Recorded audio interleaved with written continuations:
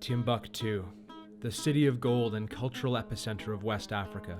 Bustling with tourism, just 3 years ago its economy was strong, its people hopeful and happy. Torn apart by jihadi extremists, some doubt if this place, historically called the end of the world, can ever heal. But life is slowly starting to return to normal for those who've been able to come back, though 40,000 refugees still remain stranded in other countries. When I was back to Timbuktu, and first thing I was passing to my village and see how is my village, and I was see my village very empty. There isn't anybody there, and that's be very be hard in my heart.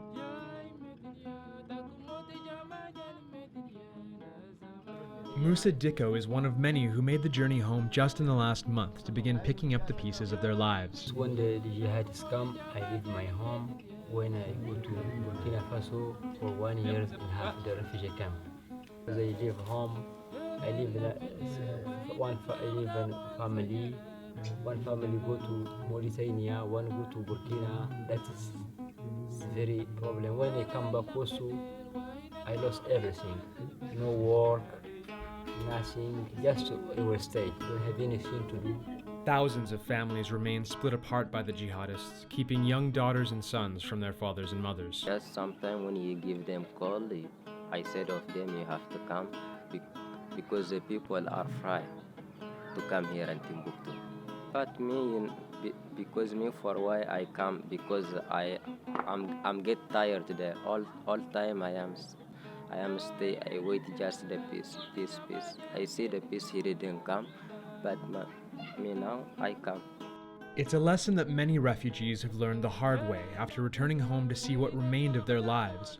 Making peace is one thing, keeping it is quite another. Nestled within the city of Mopti, Mali's last holdout against the jihadists before French assistance arrived, the village of Denye-Kono has become home for internally displaced persons, refugees within their own country.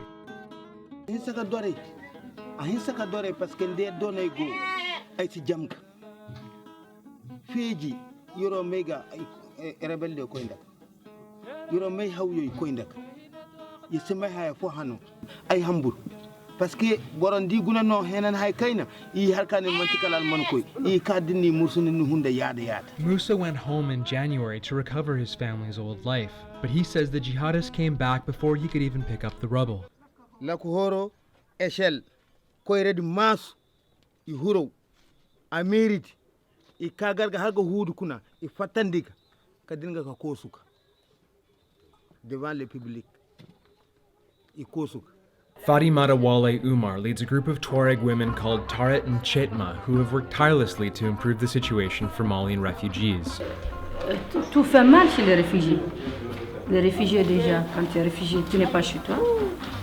Tu as déjà, le fait de quitter chez toi déjà, c'est vraiment très mal. Hein? Mentalement, physiquement, économiquement. Donc tu es complètement bas. Être réfugié, c'est vraiment, c'est la fin. C'est quelqu'un qui est perdu, un réfugié. Il ne sait pas comment il va s'en sortir. Hein? Être réfugié, pour moi, c'est vraiment, c'est la fin de tout.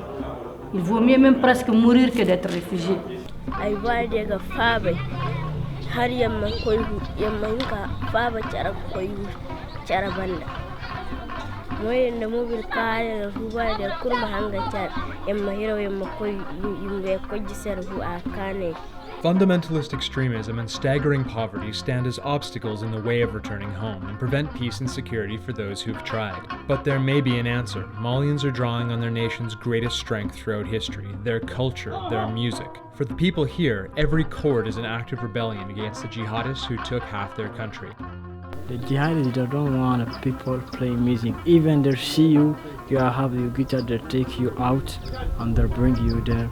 And they'll make you bad think. They don't like to see any people playing music here in the town. If you have your guitar, you must put it in the house and close it.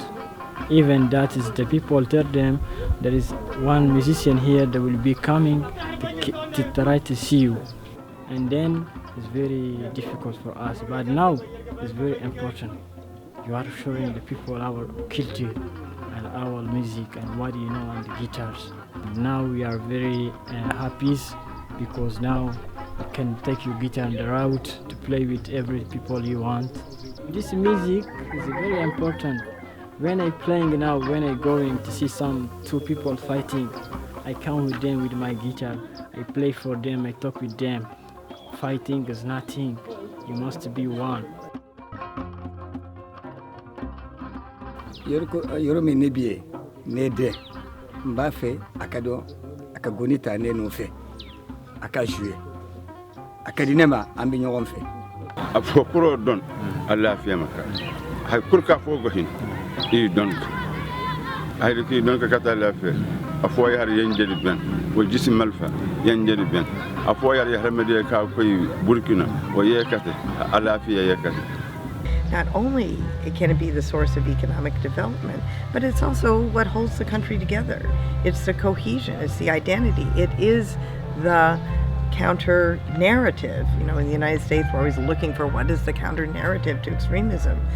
Well, you know, it's not going to come from Thomas Jefferson, as inspiring as he is.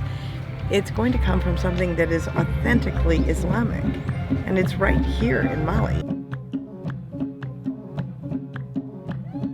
The conflict didn't shape the culture, but the culture is shaping the conflict right now.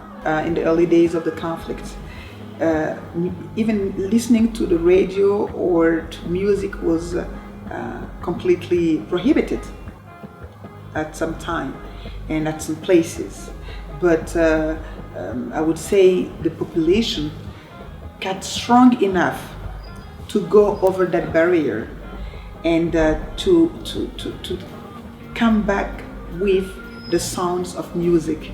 Music is just magical, and music is the better arm to stand and say what message we want to send to these extremists, and also what message we want to share with all Malians, all Africans. The main messages that they were getting was not only from the government or the decision makers.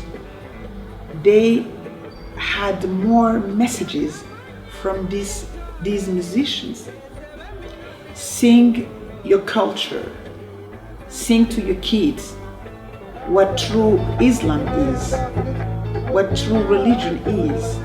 It scares the jihadists. You can see that was the very first thing that they tried to fight against when they got here in Mali.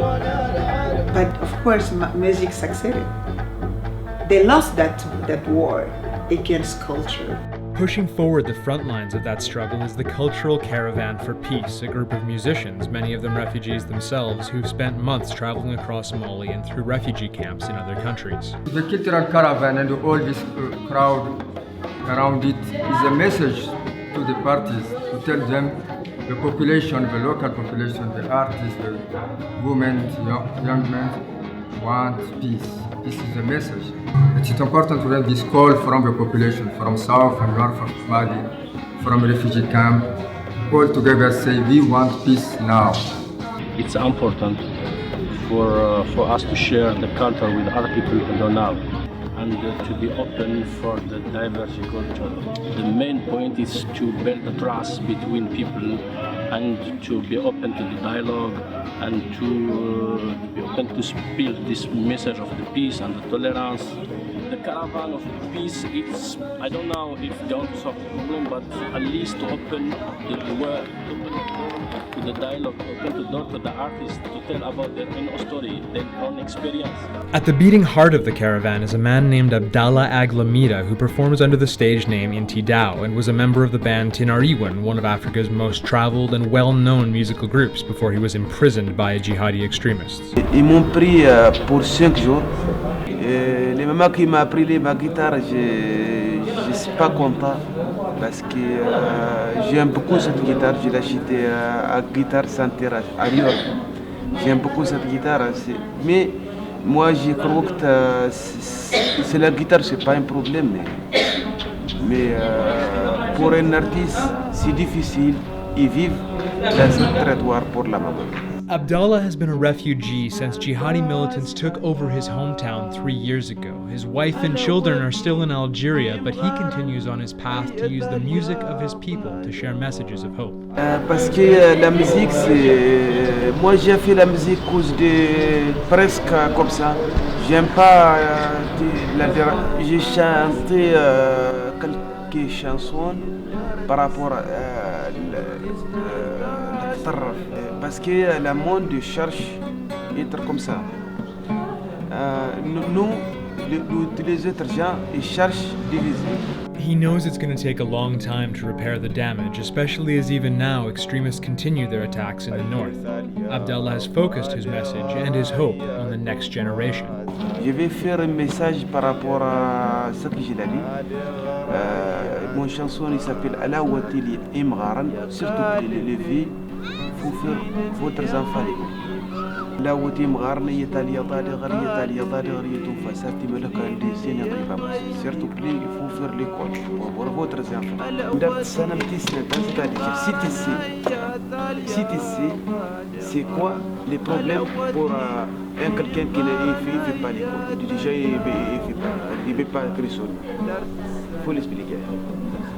His is one more voice in the multitude, pushing forward this peaceful counter-revolution against jihadi extremism. It's a struggle between two Islams, and the musicians of Mali are confident that they will prevail. For them, it's a renaissance of their own culture, and a call to their brothers and sisters in exile to return home, to the place that's been famously called both the Big Bang of all the music we love, and the end of the world. Et puis, استقرار dans notre territoire Mali.